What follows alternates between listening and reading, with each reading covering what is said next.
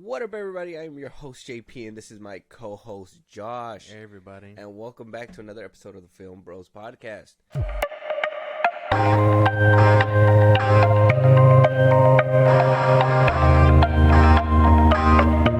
Okay, everybody, I hope you guys had a happy Thanksgiving. We're recording this right afterwards, so we're kind of sluggish. The turkey was too much.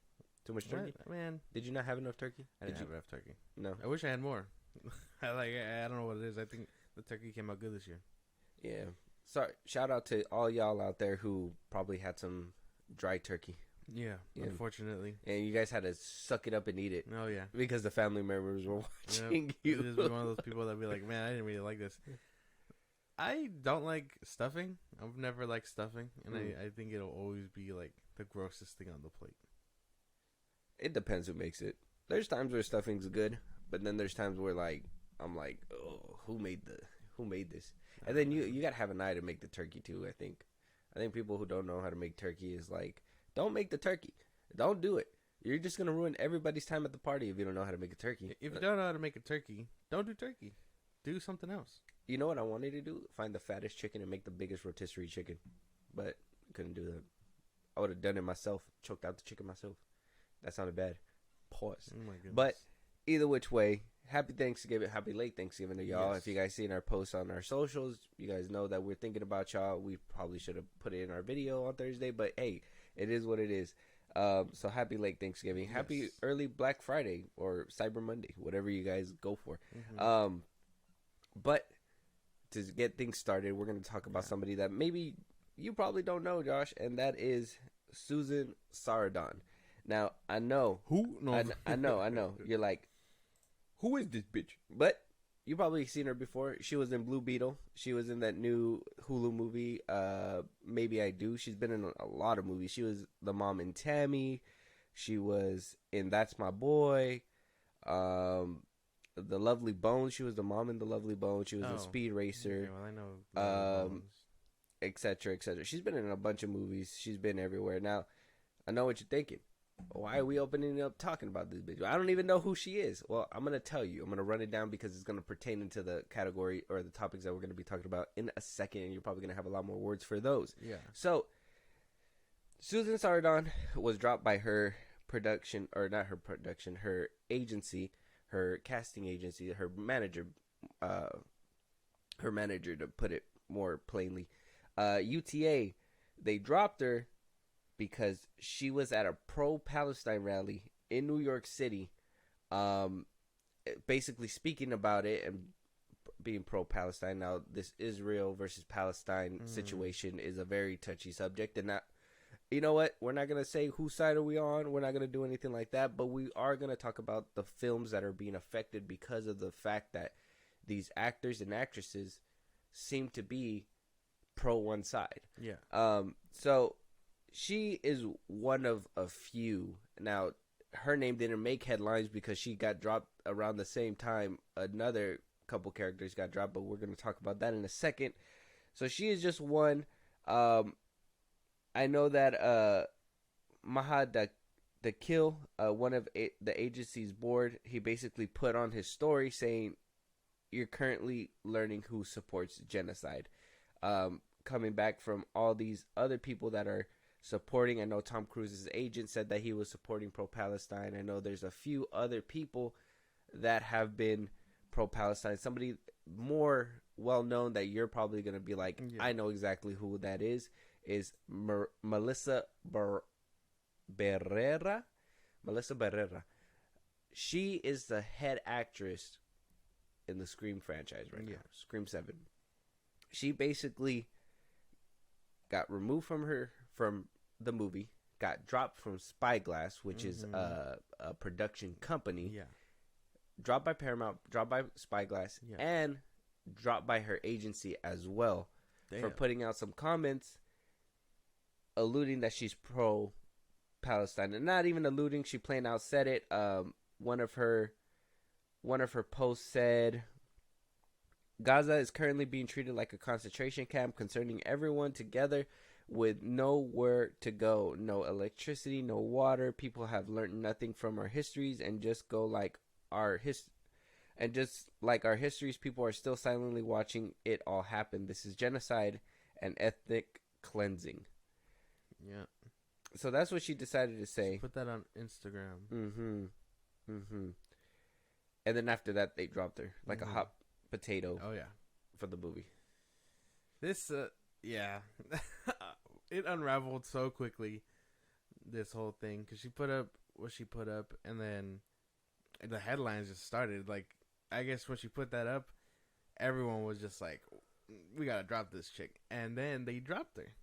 Scream 7, Spyglass, Paramount, they were all just like, "Damn." Her management. Yeah, they were all just like, "We can't work with you." Like they cut her off so quick. Untouchable. Now, this all goes into the hand that I think we talked about before, and I kind of want to bring it up so we can see if this kind of pertains to that. Is this the fault of social media? Now, would an actress or actresses, multiple people apparently have been getting in trouble for speaking out about this, would they have been in trouble if they would have said this where nobody would have heard it? Or are they only getting in trouble because they decide to put it on social media and put it on blast? Well, no, I don't think it's a social media thing. Obviously, if you have the platform as big as they do, and they decide to speak up about about whatever they choose, they're gonna be met by their fans and things like that who agree and disagree and whatnot. So I guess social media plays a small part, but not as big as you. I say social media plays a big part. So big that you're able to get dropped from a movie, a franchise 3 movies in. Well, no, because that chick, I mean, the what's her name, the one that we just talked about, or you just talked about, she wasn't on social media. She was in an actual like rally. She was doing it in person, and she got recorded. Like you said before, that you should know that somebody's out there recording. You got recorded. You got put on blast. That you're over there in New York City being pro-Palestine. Now, here's another thing too. If so many people are getting dropped and so many people are speaking out about this, why is this a one-sided issue where, if you're, let's say, pro-Israeli, you're able to say whatever you want. You can say, fuck the Hamas, fuck the pro-Palestine, whatever, blah, blah, blah. Noah Schnapp is running around doing all that. Yeah, exactly. You can do, actually, people are doing that. People are talking about Israel, and they're not getting in trouble. But then you have somebody speak up on the other side, and it's like, oh, it's this big deal. Yeah. I don't know all the facts. That's why I don't want to go all into it. Yeah, no. The politics side is a thing that I'm not really educated in. I just know Palestine is the one struggling. Yeah. And people are being pro-Palestine or being seen as negative for some reason. I don't know. It's just politics are just not my forte. So I can't really dig into it, but Melissa being dropped is crazy for this because Noah Schnapp is actively going around saying all kinds of slurs to people, things like that, and he hasn't been dropped from Stranger Things or anything like that. And then you also have that kid who played one of the TMNT turtles that he got recorded saying a bunch of anti-Semitic stuff and a bunch of homophobic things and slurs and whatnot, and he has yet to be reprimanded. But then a Latino woman speaks out about something and she gets dropped from every which way. I don't know. That has to be something there that is behind that. But I personally think that this is a scapegoat. This is what I mean by, like, actors and actresses would probably be better off not being on social media because they probably, I'm not saying they bring this on themselves. They're what they're doing is putting a big ass spotlight on them, right? They already have this big ass spotlight because they're actors and actresses, but they're putting this bigger spotlight on themselves, basically saying, hey, if I'm preaching certain things, whether I'm right or wrong, I'm gonna have to stand on it, and she's gonna have to stand on it. And this is the shit that's gonna happen to you. You're gonna get completely thrashed. You're gonna be, I seen comments, man. I seen comments, and they're really not fucking with this chick. And I'm just like, well, the thing is that she just spoke about something she believes in. What if she tweeted about Santa Claus? Would they have been like, well, Santa's not real, cancel her, drop her from everything? No. I know that it's not the same thing, and it's hard to, compare apples to oranges. But if somebody's putting out their thoughts and opinions, they shouldn't be dropped, lost, lose their money because they believe that in their heart that genocide is happening. Maybe educate them. Maybe, you know, Spyglass should have been like, let me show you something. Let me tell you something before you go ahead and make some posts like this. You know, inform people. Inform people. Why is there so much misinformation? And this is one thing that that happens as well, is that there's so much misinformation that she could be wrong, or she could be right, and the other people could be wrong. You know what I mean? So it's just a tricky situation. But I think this is just a scapegoat, and I'll elaborate a little bit more if you have any more thoughts on this one. Oh, okay. Well, I mean, I don't know.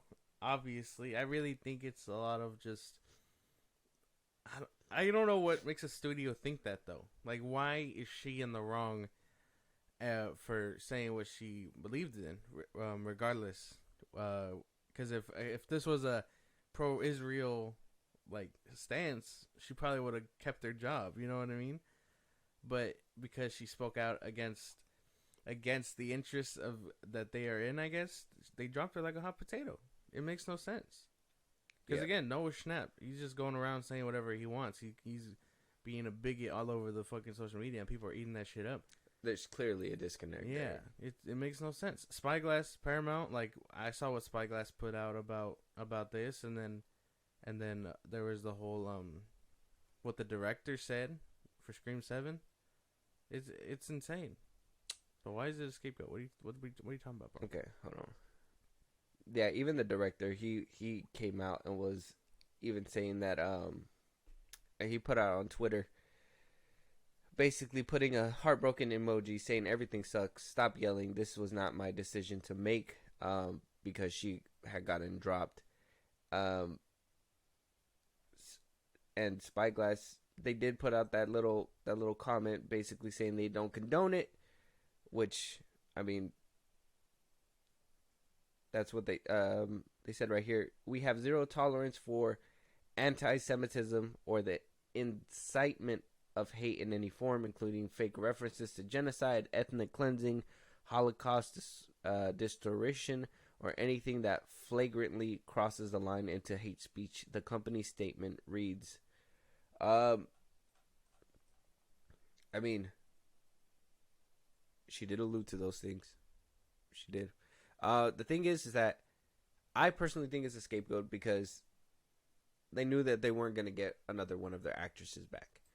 And that was Jenna Ortega as well. Now, I'm not saying what Melissa Berrera said was right or wrong. We don't know. We don't know. What I do think is that this was a perfectly planned thing where they felt like this was their way out. That they didn't need to lose one but keep the other one. That this is going to be how they kind of ended Scream 6, was that happy ending, and then they can move back on to what their recently scheduled program. Now, I had told you when the strikes were happening that Jenna Ortega possibly wasn't going to come back. Nobody had contracts at the time. All the contracts were null and void because the strike was happening. And now that Scream 7 was coming back into production, Wednesday was already telling her, like, you're going to get producer cred. You're going to go ahead and be the lead actress. You're going to be in the writer's room. So she's basically doing X, Y, and Z for season 2. Netflix is like, hey, we're going to roll out the dough for you. Where Scream 7 is out here like, hey, you're just going to be the lead actress and you're going to be making X amount of money for this sequel. I knew as soon as the SAG strike was over that she wasn't going to come back. And I feel like Paramount's like, well, we can't have one without the other. So that's why they're not afraid to get rid of the lead actress in all this either. Even with the backlash that's happening with Melissa Berrera. I don't know. I think this was a cop-out. People are saying that it wasn't a strike thing. It wasn't the, not a strike thing. That it's not a packed schedule. That she canceled her contracts with them immediately to side with Melissa. So I don't know. That's what a lot of people are saying. It could be this, it could be that, but I don't know. And I mean, I kind of don't want to see Scream 7. Oh, according to Deadline, it says this has nothing to do with the fallout from Melissa Barrera's firing yesterday by Spyglass Media over the actress. social media repostings on the Hamas-Israel conflict, nor does it have to do with the actress asking for her end of her Scream contract. Ortega and Berrera played sisters in 2022 Scream and Year Scream 6, respectively, as Tara and Sam Carpenter. We understand that Ortega's exit from the next Scream was discussed before the actor strike. A script for Scream 7 is not ready yet, and the Primetime Emmy nominee has had time to head to Ireland in April to shoot the second season on Netflix Wednesday, which will go on all summer. Additionally, Beetlejuice post-SAG-AFTRA strike had an extra few days of shooting in order to meet Labor Day 2024 new theatrical release. So she had already she had to deal with Beetlejuice, the ending of that. Yeah. She had to finish filming that. I think it was a SAG strike. I think she blew up to this big star in the making of Scream 7, and we got lucky that she filmed that one before Wednesday. But I had very, very... Like, I felt if the SAG strike didn't happen, she would have had the time to film this movie. But I think because of the fact that the SAG strike happened, she didn't have the time. She's not going to have the time. And so she basically, when the contracts ended, she basically said, well, I got Wednesday to do. We kind of got put back behind. I would rather take this bag than the Scream 7 bag, and made a decision. I honestly believe that's the reason why. I don't see it. I don't know. It could be a number of things. I don't believe it. A lot of people deadline can be wrong. I'm not too sure. I really think that it could be a solidarity thing. And if Paramount was looking for a scapegoat, as you say, they chose the wrong fucking thing to stand on, because no one's gonna want to watch Scream 7. Not after that. Well, no, especially with Jenna Ortega leaving and Melissa Berrera leaving. There's no. The thing is that they propped them up to be this trio, and you're just gonna get rid of them in the 7th one. You couldn't even and that was one thing too. They're not willing to push it back. They're not willing to to wait a little bit until Jenna Ortega's open, and I think that's because they knew that they weren't going to get her back in the first place. I think they already knew that there wasn't going to be money there to get her back, because like I said, the Netflix bag's probably big. If she's getting producer credit and all this different credits for being on that show, first of all, she did something right with the first Wednesday, because I think she even said Tim Burton took a lot of inspiration out of the things that she was doing, so that's why it made it into into the show and whatnot. So she did a good thing with Wednesday. I personally thought that she wasn't going to come back for 7 regardless, and then when the SAG strike happened, I knew it wasn't going to happen for sure. I already had felt it. I had called it. I called it a few episodes back. I think we had talked about this before. Go check it out. It's out there. But I had called this a while ago. Neve Campbell wasn't getting her paycheck. No, is that when I called it? Yeah, it's a few episodes ago.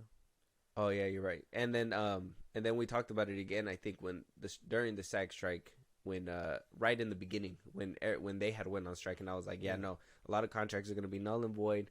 I don't even think Jenna Ortega is going to be coming back for certain things. Can't even remember. Couldn't even tell you which one we talked about last. I know we talked about it, but Neve Campbell and Scream 7, the potential is there. Are they gonna cut her that fat ass check that she was asking for? That's something that we're gonna talk about right now. So, of course, we knew about the fallout that happened with Scream 6. Yes. Neve Campbell couldn't come back because she didn't get the paycheck that she was looking for. For one scene. The bag was being set aside for Jenna Ortega and for Melissa Berrera. I don't think it was one scene. I think they said that she was supposed to have the same capacity as she did in Scream 5. I heard she was just going to be there for one scene. And then that she wanted this big bag because to set up what's going to happen in Scream 7. Something like that. And then, I mean, it was a cameo play, right? They needed it to set up what was going to happen in the next movie. Yeah, but at the same time, like she built... I understand she built this franchise on her back, basically. She was the star of all 4. And then was beat out 5 and 6. So, I don't know. I don't know if there's a story for Cindy anymore. Or Sydney. Whatever her name is. Did she build this franchise or did Ghostface build this franchise? Well, she was a pivotal part.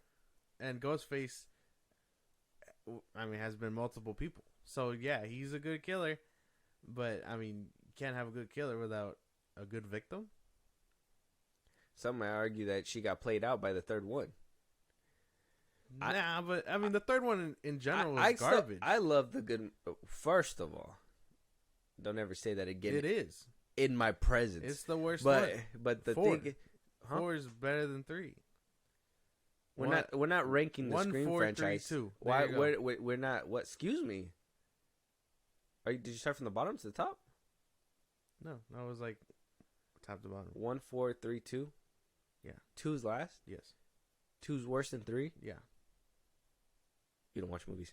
But we know that she was approached for this. We know that she turned it down. Now Paramount's desperate, and they're gonna be asking for her back. But not just her. Apparently Patrick Dempsey as well. We're gonna get 2 OGs, and if you don't know who that is, well, I'll tell you right now. So one of the assistants told Variety, with the whole situation that's happening with Melissa Berrera and Jenna Ortega, that Scream 7 will be going through rewrites, basically being retooled to a whole different movie. All right, so this is the quote that's coming out of Paramount. Ortega's exit had required the creative team to make some alterations according to individuals with knowledge, but there are still hopes that the actress might be convinced to come back as some sort of cameo, the report reads. So they hope that Jenna Ortega will come back for a cameo. So they're basically gonna swap out Sydney, and it could work. It could work if Jenna Ortega's not completely out, and this is all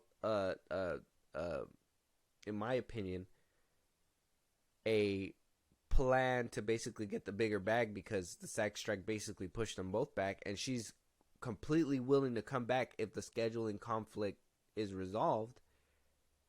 Maybe they can make this movie about Sydney, and then at the end have Jenna Ortega cameo that's going to lead into what's going to happen in Scream 8.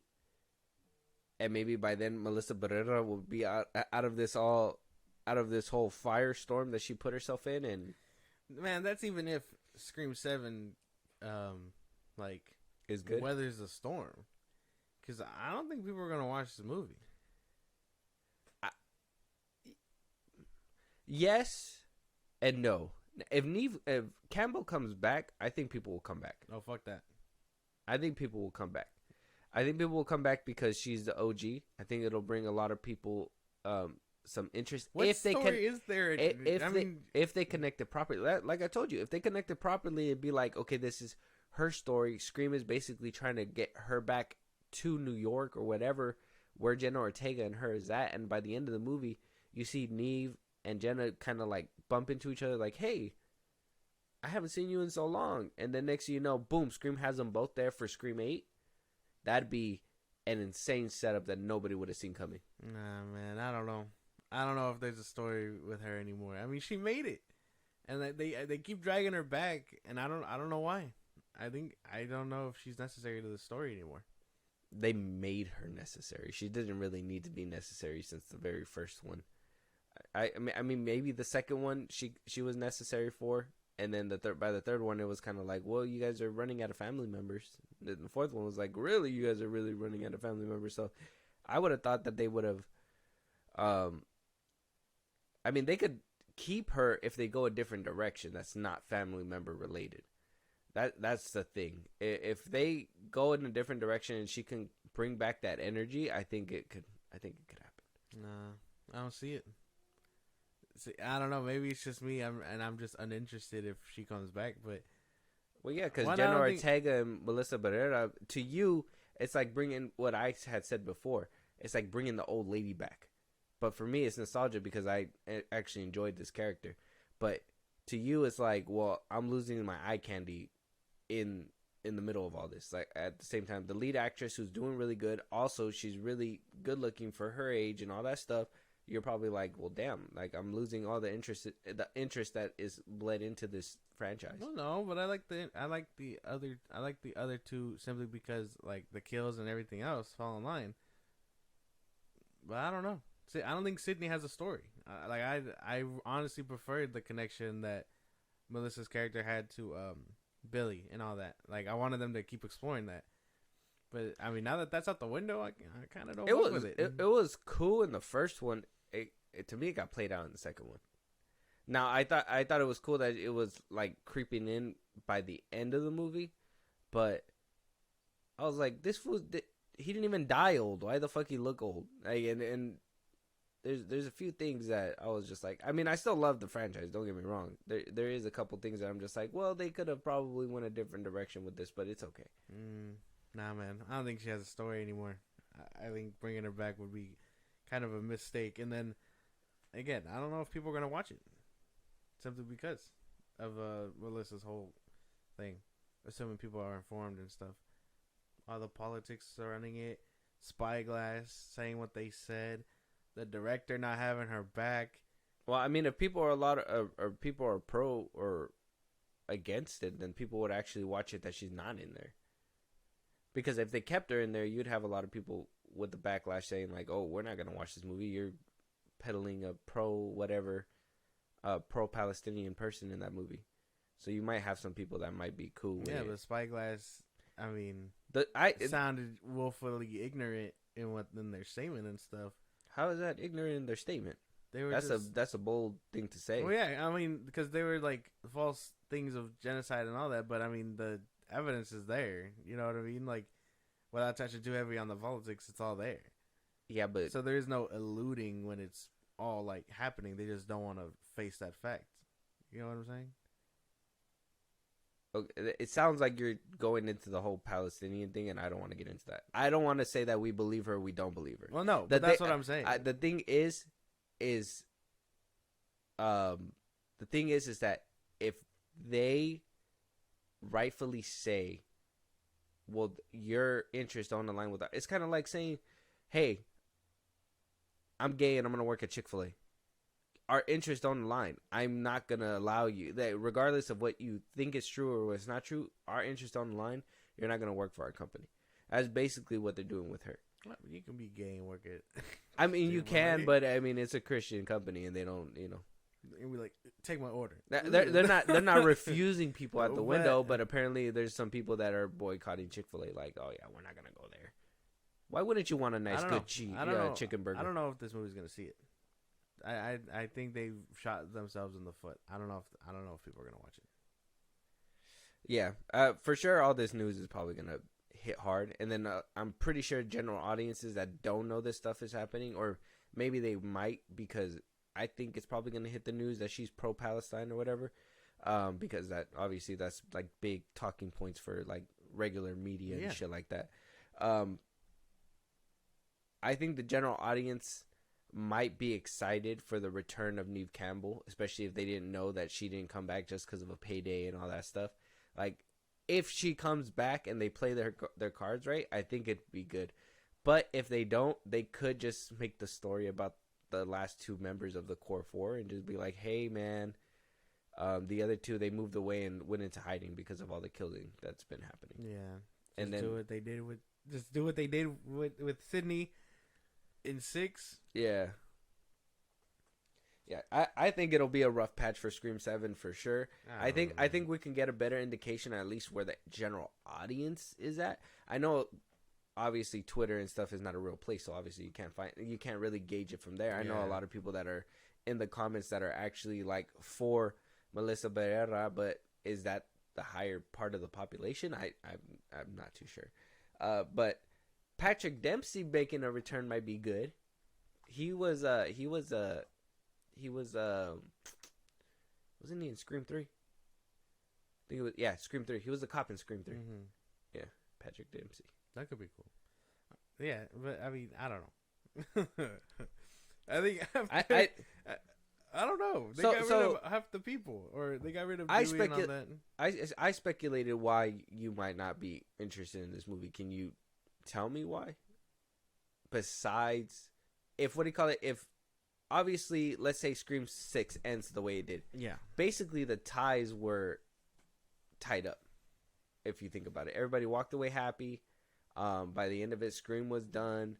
Yeah, but they all walk away happy at the end of their movie, and then it's like, oh, they're coming back or whatever. That's what I'm saying, because they got to wrap it up just in case there's not a sequel, right? So they wrapped it up nicely with a bow. They could easily just move away from that storyline and start anew with a different storyline. Would you have preferred that over Neve Campbell, or is it truly because of these actresses that you were just interested in this franchise, or like what? Well, no, I what just told you why I was interested. Don't like, yes, they are attractive, and I'll say that, but I'm not just in it for their attraction. I actually thought these movies were really good, the connections they had and stuff. If they would have, I would have wanted to see that whole her struggling with being related to. Well, I'm not saying attraction. I'm saying more like, and if, because of the fact that they wrapped it up with 6 nicely. If they decided to go in a different direction, then sure, don't bring back anybody. Like, just start it down the line in the future or something like that. But like, spiral that shit. Yeah, probably. I mean, maybe just better. And like, no ties to anybody, because I mean, like, the only one that I expect to be around is Gail. And she's like the Lois Lane of the ghost phase of Scream at this franchise. point, huh? Yeah, she pulls out that tool. like bro. she could be like a Pulitzer winner or whatever, and then like have her be a cameo. But that's like the extent I want her in. I mean, Dewey's dead. Sydney again. And you don't think that's a lane to come back for Campbell? Like, I got to do this for Dewey. No. Nah, she would have done something in Scream 6. Exactly. Let a whole movie go by. Exactly. She would have been like, man, fuck that. My family, fuck that. I don't know.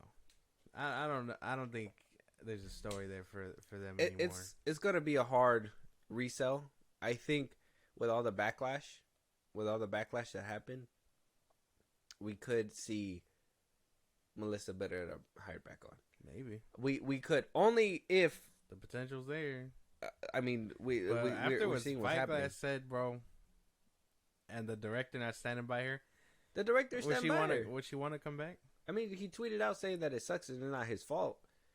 There's nothing much he can do if the studio says we don't want you. We don't want you. Homie could, I don't know, be solidarity and leave. I don't know. I mean, well, you can't leave if you're under contract. You can make a shit movie. That's not gonna help his resume. A lot of directors do shit movies that don't help their resume. Damn, guy, you want him to fucking nuke his career? Leave him alone. He's doing what he can. I think I stand by your people. I think he'll be fine. Like I said, he's made Happy Death Day. He's did Freaky. That movie was actually really good. I think he could make something out of this. I think that the only thing is that he built this family with these 2 lead actresses, that it's going to be hard to move away from that direction, especially if he already had something set up for 7. So, I mean, like I said, even Jenna Ortega, I fucking highly doubt it's out of solidarity too. If we're going to talk about that conversation, I 100% believe the bag was right at Wednesday and she just decided to do that. I already had told you that the SAG strike was going to fuck this shit up. Nah, man. Solidarity don't mean shit when it comes to stuff like this. That's kind of, at this point, it's kind of like, oh, you said the wrong thing. I'm not saying that, and keep going. They're not gonna, and then they'll say their little press stories. Oh, I'm sorry for my crewmate or whatever, but they don't care. They're just like, hey man, they said the wrong shit. They knew they shouldn't have said that. They tell them in PR school, don't say shit, dumb shit like that, and move on. Jenna Ortega's just worried about her bag, and that's fine. Ain't nothing wrong with that. Either way, the Scream franchise is in trouble. Praying for you, because I mean, shit hurts, bro. Like, Scream 5 was the revamping that these movies needed, and holy damn, they could do it again. They done handicapped everything about this franchise. They could do it again. It's like they put Ghostface on his fucking head behind his fucking head, and then shot his kneecaps. They fucking nuking this franchise. They took the shotgun Praying from the bodega. For you, my boy. Like, nah. There's no way. Nah, it's they'll be fine. No Freddy. They'll come back. Ghostface. They'll come back. No Jason. Freddy. Oh, no different. Like no slashes for you, my boy. Like, Thanksgiving just came out. What are you talking about? I heard that shit's good. If you banking on a random slasher, it's a wrap. It's Well, a wrap. first of all, random slasher. It's a wrap. Eli Roth made that movie. Okay, that shit's gonna be clean. I already It's a heard wrap. that. It's a wrap for you. All right. You praying for scraps if you weren't banking on a movie like that. Do better. We got good slashers. That Totally Killer movie is a good slasher too. Oh my goodness, man. No, you don't think so? Damn, bro, I can't believe you. I can't believe you. It's a wrap for you. You're Praying just, for you, my boy. You're just not. You You're trying just to not cope a little too hard. I'm praying for you. Man, it's not gonna work.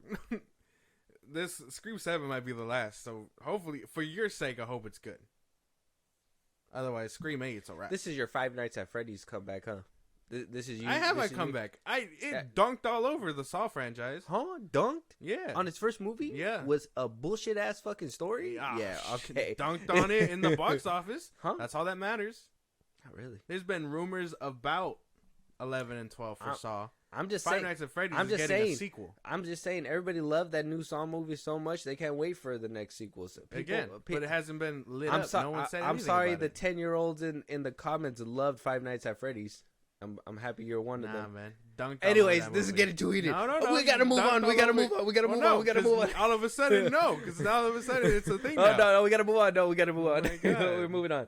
But Catch you after the show. Well, yeah, I'll get you after. Don't worry. It's getting a little hot over here. Ridiculous. Scream 7 may or may not happen. Let us know out there what you guys think. Are you guys excited that these two leads are gone? Are you guys sad? Are you guys not gonna be into this movie? Will it be good if Neve Campbell comes back? Do you want Patrick Dempsey to return? Let us know. Holla at us. We'll have the conversation. Hopefully not as heated as we got here. But moving on though, Kate Sackhoff has heard the cries and said, "This will not be my show." Now, obviously, we heard Mando season 3 was a shit show. It wasn't that good, right? Yeah, it was kind of mid. Nobody really enjoyed it. People on the internet really spazzed out that Bo-Katan was really taking the front and center within season 3. A lot of people were saying that they were teeing up her becoming the next face of the Mandalorian show. That basically. Mando was basically gonna go off somewhere and live his life with Baby Yoda, and that Kate Sackhoff's character Bo-Katan was gonna come in and basically swoop it over. She's come out to say that's not the case. So when asked about these allegations, she says, "No, I think there's always going to be a lot of speculation in this fandom. You know, I think it's one of the reasons why people love this fandom so much, and they love this universe so much that a lot of times it allows just enough ambiguity for people to interpret things the way that they want to interpret them. And out of that, there is the ability to have a lot of misinformation get out, or just, wishful thinking." It's not like we're not making the shit up. Din took a whole back seat in this season. He gets he basically does everything for himself in like the first 2 episodes. And even then, I'm pretty sure that was like an episode and a half, because by the end of it, he goes back to her and he's like, "I need help," or whatever. Oh, he's getting his ass beaten in that cave, and she comes and saves him. Exactly. Yeah. So she shows up immediately, and then he looks to her to. They set her up, to be the ruler of Mandalore again and things like that. And Din isn't a ruler, so of course he's gonna hand it over. And I don't know, they're putting her as the unity point for both clans, I guess. The ones that wear helmets strictly and the ones that don't. But that's the thing. Like, they made her the front person in that whole season, and Din took a back seat. And it doesn't help that Pedro Pascal isn't being in the suit anymore in general. So how... He literally called it a fucking voiceover role now. Exactly. How can we expect him to be front and row and whatever if we don't see him or whatever? He's just going to be doing cool shit. Like, yeah, that's cool, but... where's the human aspect to him where we see his face and things like that? The biggest mistake was having Din Djarin get Baby Yoda back during the Book of Boba Fett. That shit was so dumb. They could have saved that for the actual show for season 3. Had that buildup of like, oh, we missed them, where they at kind of thing. Have them get them back by the end of season 3 and see where we go by season 4. I think they really fucked up with doing what they did with that Boba Fett shit. There was all the cop outs to save that show. It had Luke and Ahsoka. Of course that was gonna work, but it was distracting because it like, hurt this Boba. show's ass. Where's Filoni? It hurt Boba Fett. It hurt Mando's story. Like, yeah, I know they say it takes place like in a 2-year span, but where was that 2 year? Like, you should have shown us him without him for 2 years, not just, hey, I made him chainmail and then put him through that trial or whatever, and then he's back with Din. I don't know. Like, I'm sure she means well, and this could totally be not the case, but, I mean, evidence is there that they're trying to make her the front woman because they have a face to the Mandalorian now. Mm-hmm. Well, hopefully, that's not going to be the case no further, because word around town says that Dave Filoni is now in the saddle. And a lot of people were saying that Kate Sackhoff was becoming the face because, Kathleen Kennedy, you know that narrative. Kathleen Kennedy is causing women to be front and center. Dave Filoni has come out and even said, that I think he's made fun of those allegations that, women being powerful, like, what the fuck, whatever. So, Filoni is now being promoted to Chief Creative Officer.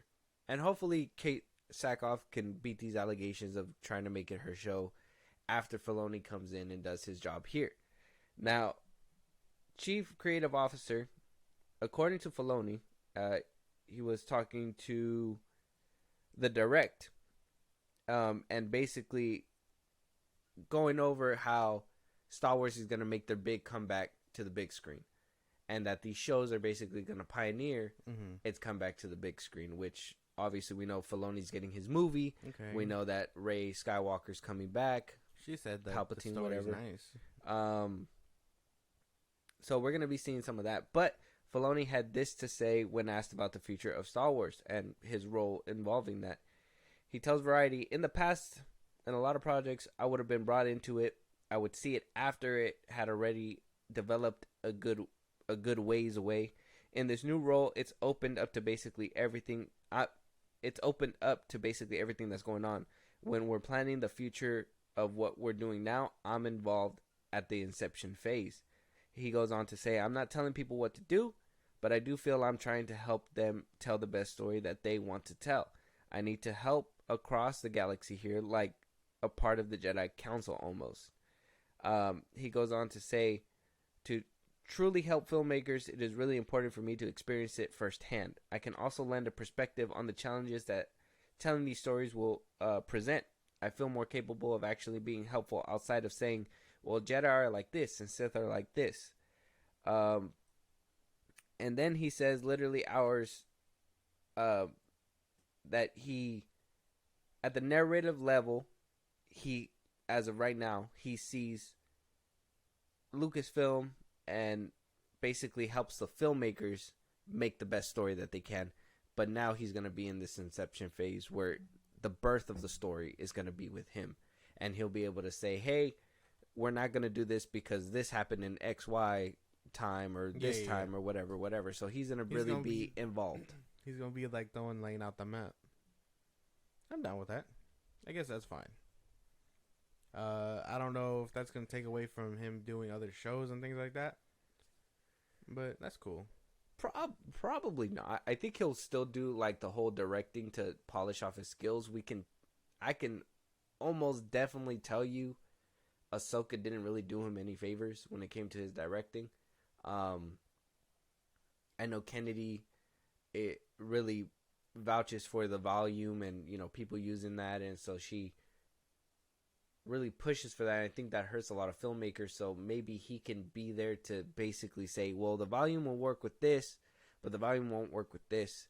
And we have to do X, Y, and Z for this timeline. And we got to do this and that or whatever for Star Wars. I mean, I'm not saying that he's the best choice. The best choice for me to have done something like this would have been like Favreau or whatever, and have Favreau have him under his belt as that guy who is like, because at this point, Favreau has a good eye. He's a good director. I think Filoni being like the guy to go to for Star Wars and things like that fits him perfectly. being the Feige of Star Wars, I think Favreau would have probably benefited that a little bit more when it comes down to like planning and stuff, because Favreau could really plan shit out. And Filoni, though he can plan shit out and he knows the knowledge and stuff, I don't think that he can. I think this is a big job for him. Maybe this is me just being a little skeptical on that part when it comes down to like the scale that what he can do. I'm not saying that he doesn't do dope episodes, because even in the Clone Wars, obviously he had a heavy hand, but that was animation.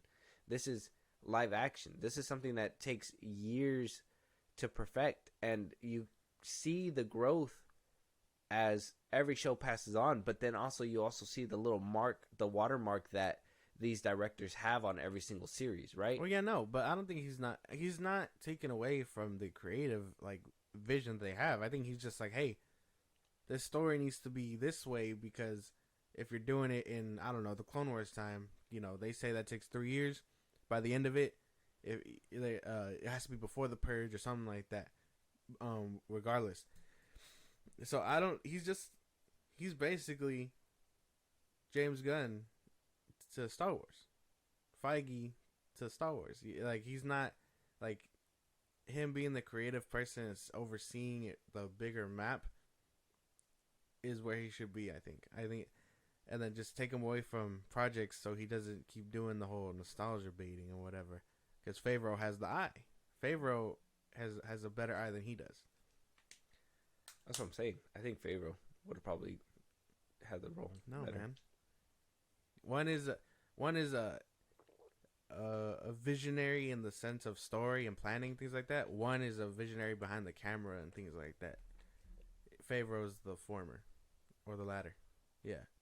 Because Feige was in that shit. He was a producer. He knew certain things about directing. Favreau's the same thing. He's a producer. He's been in the fucking So has Favreau. Time. Filoni, though he's done projects like that, and maybe his resume is pretty clean because of the fact that he basically was birthed into Star Wars and he basically worked with George for a long time. That's what I'm saying. But George wasn't the best director either. And so, I mean, I would want somebody who is experienced at filmmaking, who has proven themselves to be able to make this universe, and then just have somebody with the knowledge on the side, because I don't think we're gonna be able to clone a Feige. Somebody who's a creative, who is a producer, skilled behind the camera, knows what happens, the inner workings of the business, and he's also not a director, bro. Fahi, and he's not a director, but he's a producer, and he knows what comes with all that directing stuff. He shot fight scenes before. He doesn't do whole movies, but he'll be there for the fight scenes and be like, "Well, I think we need to do this, or we need to do something like this." He'll dictate story. We've just seen it with Marvels. He'll tell you where the story needs to be by the end, and that's about it. And that's Nia DaCosta even said that she didn't direct any of the fight scenes. That those fight scenes were given to her by somebody. It came from Fahi, came from the stunt coordinators that made the fight scenes. He has a hand when it comes to start. He's basically, he doesn't get the credit like he's supposed to, but he's basically he is the Filoni of that genre, because he'll put those little nuggets in there to be like, hey, look at that Marvel. Ooh, boom, Marvel. Boom, Marvel. Like, that's what Fahi does. But he knows all those aspects. Jon Favreau, he knows all those aspects, and he somewhat knows the knowledge to Star Wars. He's pretty fair at it. And then you have Filoni, who is really knowledgeable with Star Wars, but is still learning all the extra things that need to be learned within that industry. He knows fight scenes, though. Ahsoka had great fight scenes. Huh? Don't do that. You don't do that. Don't do that. Wow. Don't do that. Anything to discredit this man. I see. Ahsoka, I see what you're saying. Ahsoka was decent at best, bro. That whole fight scene with Balin, are you serious? That one fight scene out of the whole show? Like that. I mean, what about the one at the end when it was supposed to be epic and it just was lackluster? The fighting the stormtrooper zombies, that was kind of whatever. And then, yeah, even the fight with Sabine Wren and that chick, that shit was kind of meh too. You don't get good fight scenes like that anymore. I mean, I would say a good fight scene out of his resume would be Mandalorian season 2, Ahsoka versus that one chick, and then Mando with the Beskar sword, the spear at the end of the finale or whatever. I would say those are clean. The Luke Jedi fight scene at the end of season 2, hands down one of the better scenes that I've seen.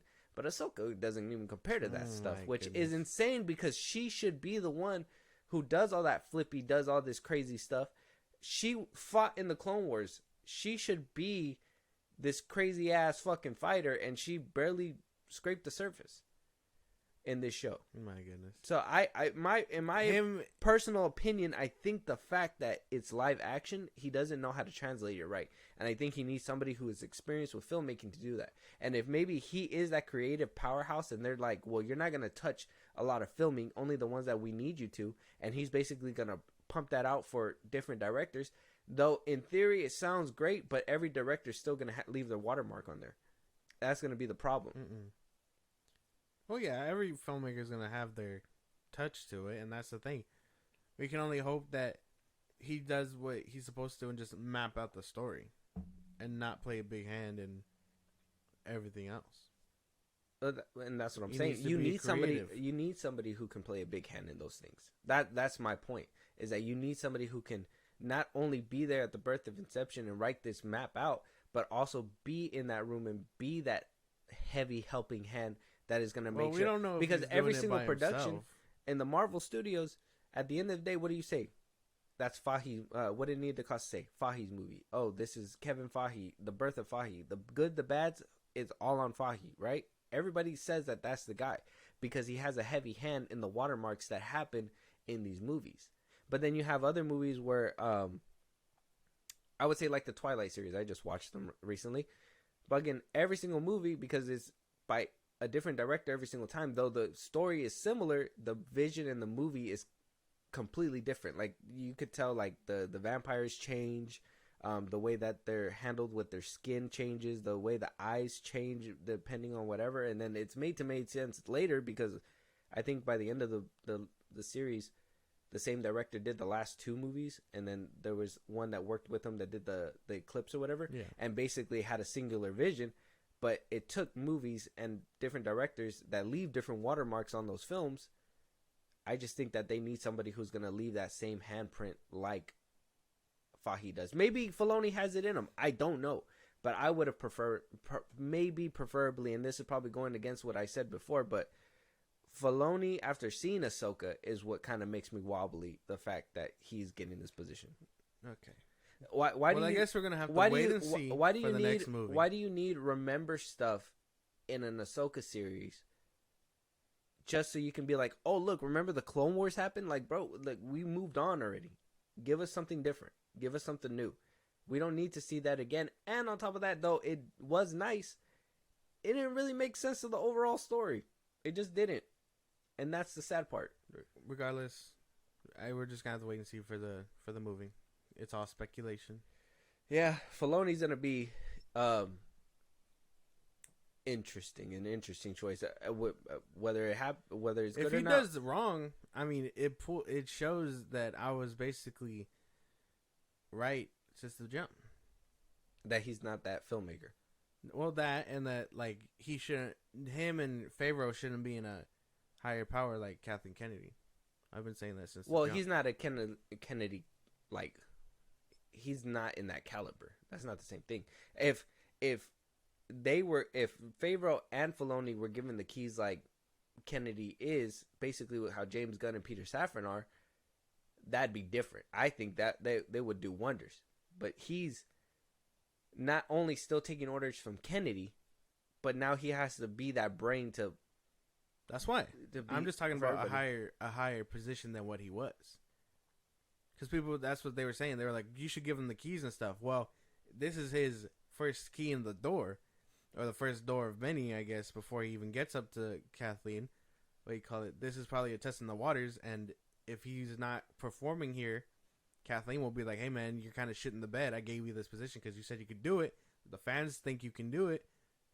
If he doesn't do it, then he'll probably get pushed out of it.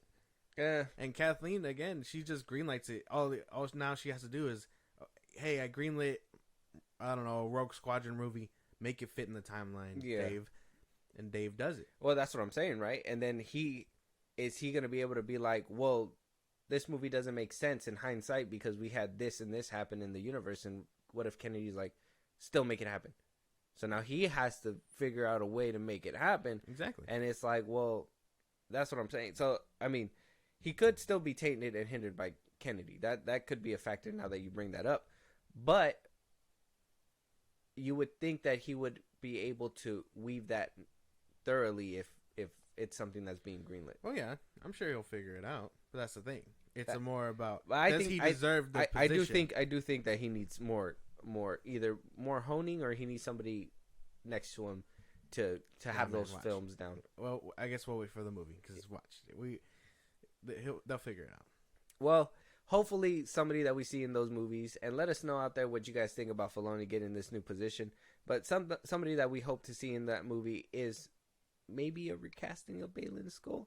I don't know. I know in the Ahsoka series, like you just said, he was one of the better parts of the series. We have a review out right now if you guys want to check that out. But in my opinion, this is one of the better reasons why you should watch Ahsoka. And he kind of is left out of it by the by the end of it. But Filoni seems to be addressing the fact that he has obviously passed away a little too soon. And he was asked about the future of Baylan Skoll. And Filoni basically said, obviously, their story's still there. We're in a wait and see pattern at this point. But I'm glad the conversations is about Ray and how great he was. I used to have many debates with him and say, Ray, you're the villain here. And he'd be like, I don't think so. I was like, I know you don't think so, but you are. I love that you're playing it like you're not, which is exactly the way Baylan thinks. He goes on to say that he was there to see the reaction that the fans had at Star Wars Con when they revealed the trailer, or Star Wars Celebration, and that he has nothing but wonderful things to do with this character. So that means that we are going to see him back? Are we? I think at some point, yeah. You think a recasting might happen? Mm-hmm.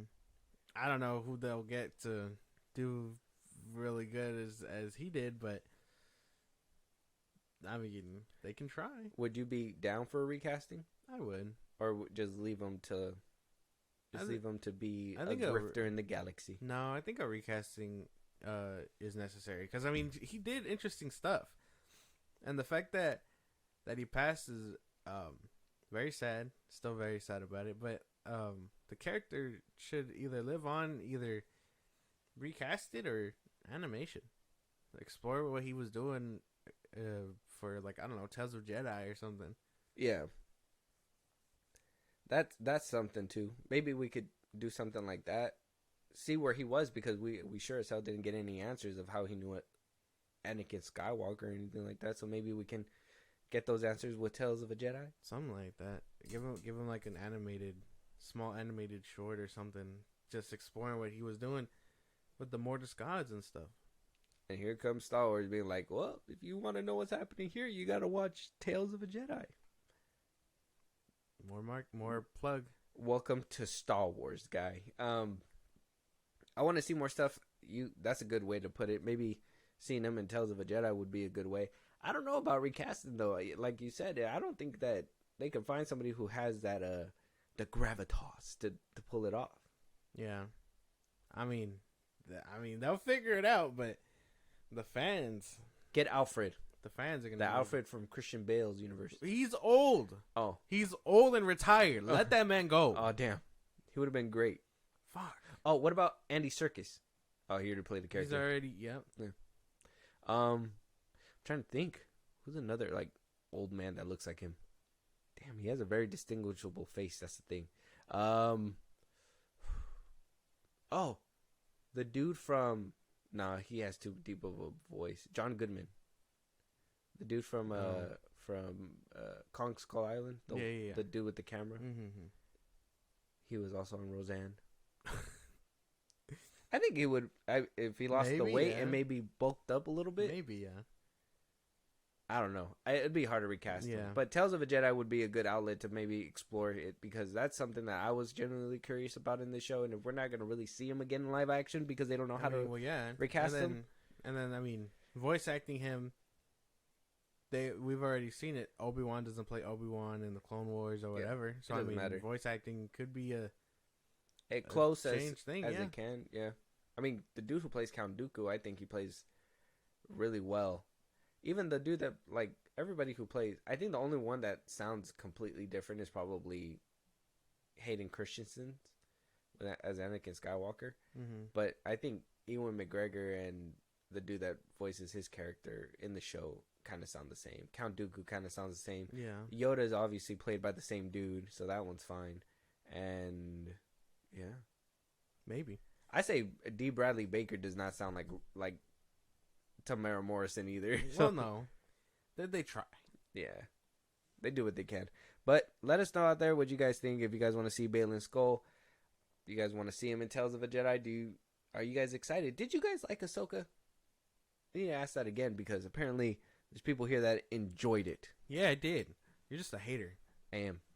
You don't like anything. I like to guzzle my hater rate every morning.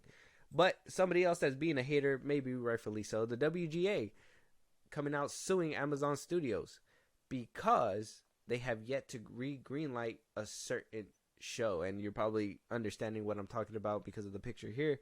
But the WGA sent out a statement, and I'm going to read it for you so you know exactly what's happening. The WGA has notified Amazon Studios that their failure to recommence a number of writing rooms after the strike is a violation of the strike termination agreement between the WGA and the AMPTP and Article 7 of the MPA.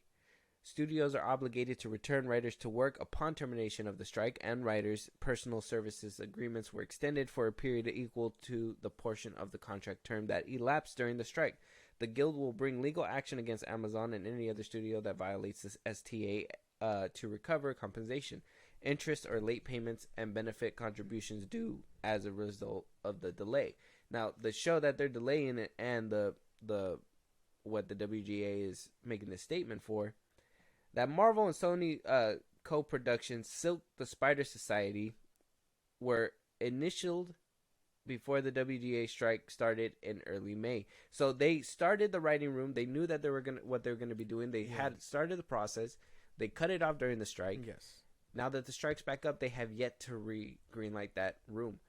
Is Silk quietly going under, or are we just like, will this legal action actually happen, or what do you think is going to happen? I think Basil don't give a fuck. I think this will probably scare them into starting it.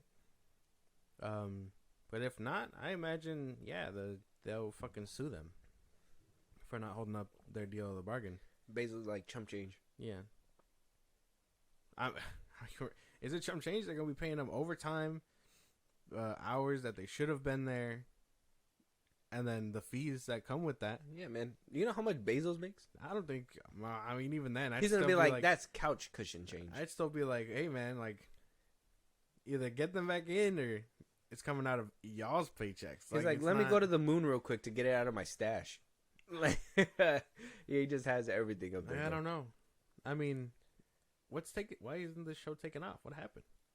I think that they greenlit it, and I think we're probably going to talk about it in our next episode, but I think Sony's thinking about doing that whole Sinister Six angle again, so I think they're retracting what they were planning to do. I think they were kind of leaning heavy with the whole... I think they found the gem that they wanted with the whole Into the Spider-Verse, and they want to exploit that more instead of doing the whole Sinister Six angle.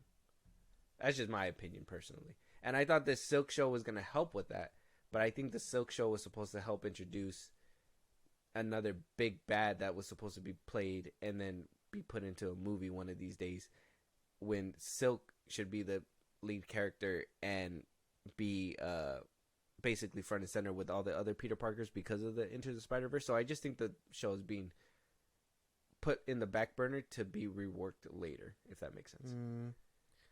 That's just my opinion. I think the whole success of Across the Spider-Verse really propelled it, and it's. Well, I play Spider-Man 2, the game now, and it's kind of showing. okay. Because I think there's references to Silk in that game, Mm-hmm. from what I've heard, Mm-hmm. and I've read her comics. She gets bit in the comics. I don't know how the game does it, but in the comics, the spider that bit Peter bit her too. Mm-hmm. So, but the difference is, while Peter was out swinging and stuff, she was immediately locked away in like a government facility. Mm. So she didn't get to train or whatever. That's why you didn't hear about her for as many years as Peter was around. Mm-hmm. So then Peter breaks her out. She becomes Silk or whatever. She shoots webs from her fingers. Like, it's kind of cool. I thought she was going to be another aspect for this whole multiverse thing, like you said. But as like a hero. Or unless Sony was like, hey, we'll make her another part of the Sonyverse, and you know, she'll be another spider hanging around till we figure out what we're gonna do with Peter Parker. You know, Peter Parker, her, Miles, assuming he comes into live action at some point. Mm-hmm. But like, I think they were trying to explore outlets to say why there's no real spider around for the Sonyverse. You know, because they could totally say, oh, she's been locked up or whatever. Peter is fucking off in another universe or whatever the fuck. But I don't know. I don't know why they decided to just cancel it. Because, I mean, this one and the Nor one, we haven't heard of from news either. I don't think it's canceled. Like I said, I think it's being reworked. I think because first they were setting up the whole multiverse thing within the MCU. Well, yeah, but if it was being reworked, wouldn't it have, like, had writers doing all that? Well, that's what I'm saying, is that it... Just to like kind of reiterate my point, is that they were going all in with the whole MCU angle, the whole multiverse, because of the MCU. I think that this Sony production was supposed to be for what they were doing within the MCU and their Sony universe, whatever, blah blah blah. Now that the success of Into the Spider-Verse after the SAG strike, they're just like, well, we need to really double down on this Into the Spider-Verse stuff, not MCU stuff. We'll obviously play with that in their sandbox, but we want to do our own Into the Spider-Verse stuff. So yes, I think it's not being reworked right now. Obviously the writing rooms are not being open. That's what this lawsuit is about. Yeah. But Sony's replanning their basically their map, and so they pushed it off to the back burner. They basically told Amazon, hey, don't worry about it right now. We're gonna rework some things, and then eventually we'll greenlight that writer's room to do the rewriting. Or it could silently shush away. But how can they do that without getting a lawsuit nowadays? Exactly. Especially because if it was in production before strike and now all of a sudden they want to take it off, they're kind of in a pickle. They would have to come out and basically say, we're planning to cancel it since the beginning. We just had announced it and we didn't know how to make it go under the rug. I think even then they'd still end up paying fees. Yeah, they would still have to end up paying fees. But I mean, like I said, Bezos probably like, well, I'd rather pay the fees. Well, and I put hope on it's a not show. canceled. I hope not. I mean, I'd want to see this character in some form of live action. That'd be cool. No, I don't think they'll cancel it. I think, especially since they do kind of lean into it with Silk and everything, I think that they're going to eventually lean into that with Into the Spider-Verse and yada, yada, yada, which is insane that we didn't see him in the first two movies, but they probably thought, oh, you know, we're just going to keep it with Peter Parker and have one Miles Morales or whatever, but they should have been doing this since the jump. Oh no, we have that one in the first one, huh? What's her name? The Asian one? Yeah, that's Penny. That's different. Oh, that's not her. No. Oh, but it's still, at least it's not a Peter Parker variant. Well, yeah, no, but I mean, she's supposed to be Penny Parker. Oh yeah, Peter Parker. Yeah. Silk is her own individual character. Oh, She's not supposed to be a Peter Parker variant. No. Okay, so that's why she's not in it. So she would have to just be inserted somewhere. Yeah. Whatever angle that they're gonna go with this one is gonna be interesting. But yeah, Bezos getting a lawsuit. He's probably like, man, it's just another day, bro. I really don't care. He's probably just like, fuck it. How much? Yeah. But let us know out there. Do you guys want to see the Silk show? Should Amazon get sued? I mean, I honestly think that they're just changing course. I think it's just a change course tactic, and that's what they have to do. But with that being said, with all these live action things being stalled, apparently Disney's going full steam ahead with their whole Toy Story Frozen, live action Frozen, their Moana. But what's coming with all that as well is apparently Frozen 4, Bob Iger said. And Frozen 4 is just not going to be a piece by itself. Apparently, Frozen 3 and Frozen 4 is going to be the Infinity War in the end game to the Frozen franchise, and we're going to see a big story culminate between these two movies. Coming from the execs, Jennifer Lee basically addresses a surprise announcement that Bob Iger had basically talked about Frozen 4. She says, "We're really excited about where they're going, and we just have a lot of story to tell with that direction we're going in. So I think in my head there may be enough for 2 in that story, but I'm really, really loving working with the team and where they're going right now." I mean, what the fuck? do we need to see a Frozen Endgame? What the hell? Not in my days would I think that we'd see a saga for the fucking Frozen franchise. I didn't even... Did the second one really do that well? Like, what are they setting up? One of the biggest openings. Like, I thought, I mean, I don't know. Good for them, I guess. I have no input here.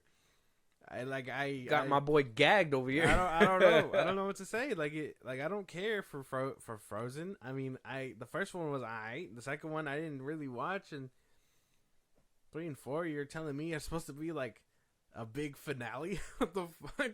What did the second one do? Like, I don't remember. I think the second one really rode the coattails of the first one. That's why.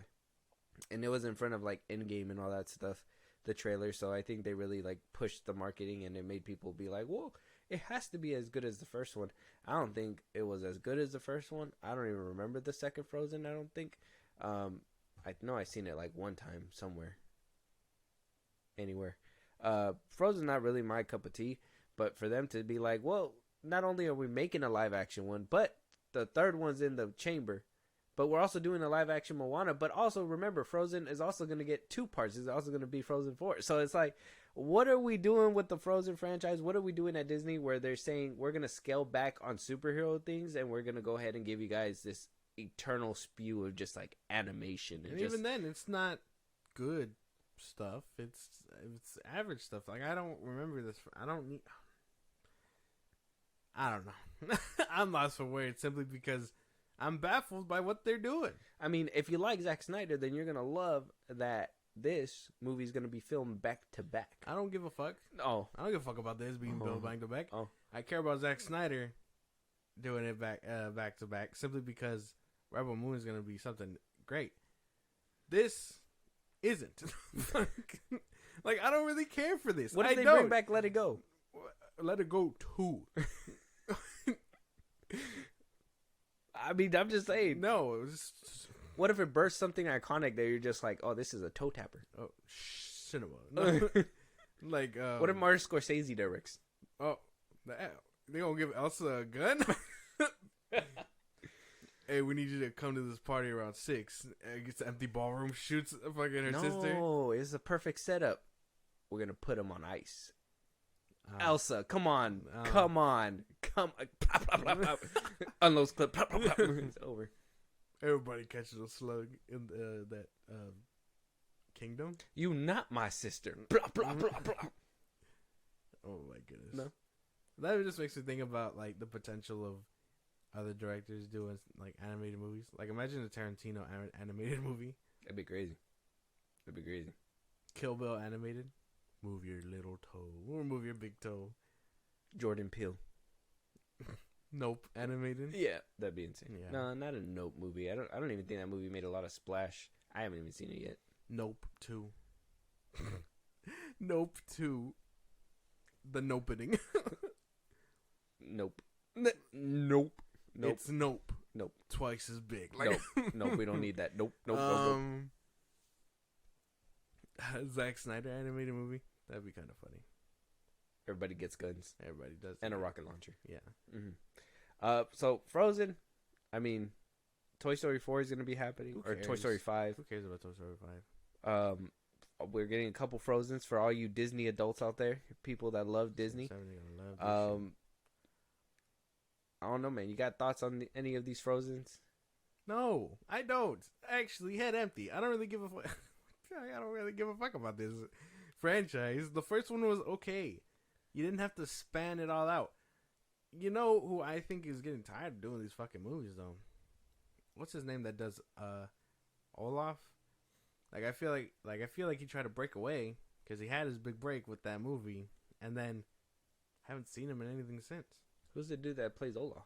He's that dude with the glasses. He was in Pixels, with Adam Sandler. I think he did a movie with Kevin Hart. I can't remember his name. I think it's Josh something. Oh, Josh Gad. Yeah, there you go. Mm-hmm. Have not seen him in anything since. He doesn't really do a lot of movies. Not anymore. Yeah, not really. I never really seen him in a lot, to be honest. There was a big. I'm telling you, there was a good time after Frozen. Oh, he was in Strays. Oh, he's in that new dog movie. That movie was actually pretty funny. Kind of stupid too. A lot of the dog jokes were kind of. He does a lot of voice acting. Then I guess his career on the big screen didn't pan Oh, out. apparently he was in Ghostbusters Afterlife. He played Muncher. He was one of the ghosts. Fuck. Yeah. See, he does VA. He doesn't. He's Voice not acting. He's not. His big screen career just didn't take off. I guess He was in Angry Birds. Yeah, all voice acting. he would have been. Oh, he was in Little Monsters. I remember that. Yeah, no, he doesn't do a lot of like live action stuff. I remember him in Beauty and the Beast, and they were like, they made him gay. Like, it was insane. Who? He played This is the clock.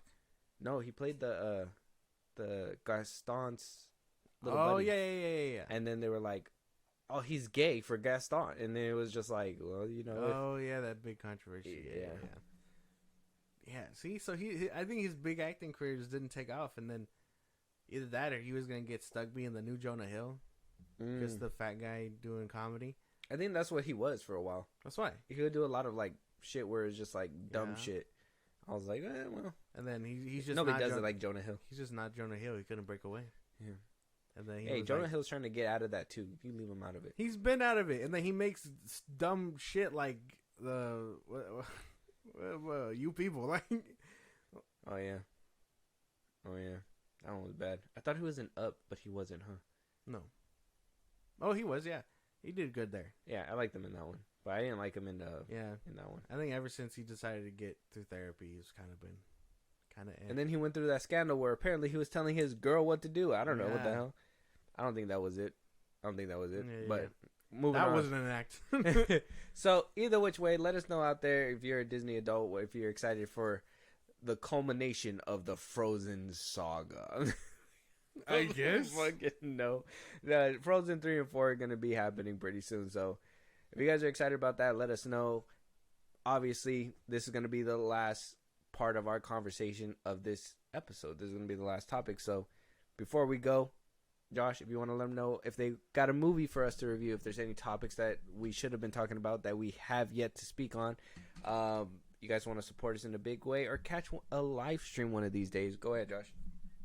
Twitter, TikTok, Instagram at FilmBros Podcast. We post new episodes or episodes up there for any news or movies you want us to cover. Buzzsprout, support us in a big way. The link is in the bios of the socials I just gave you. Supporters get special thanks on episodes. And thanks just for you guys. Listen to us anywhere you get your podcasts, at FilmBros Podcast, Spotify, YouTube Music, Apple Podcasts, things like that. Be a part of the conversation every Saturday and throughout the week on Twitch at FilmBros Podcast. And then subscribe to our YouTube at FilmBros Podcast. And with that being said, we'll talk to you guys on the next one. Talk to you guys later.